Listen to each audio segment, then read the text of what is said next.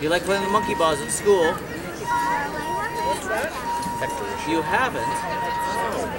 Piercings. So could I put you in the crow's nest and look over the seas and look for ships for me? Can you do that for me, King? Oh, you could do that for me. Can I put you on the guns then? Shoot the cannons. Can you do that for me? King, don't be scared of me. He's shy. I'll come a little closer then.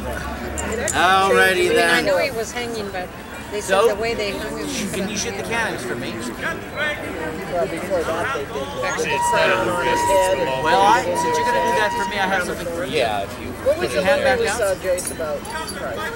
Oh, he has a black spot! You are cussed, you are! Old Davy Jones himself be coming for you. The old squiggly guy, you know, the one you never see, you know? You need to hold on that black spot and hold on very tightly. If you don't, it starts growing. So you need to get rid of this black spot before midnight. Alright?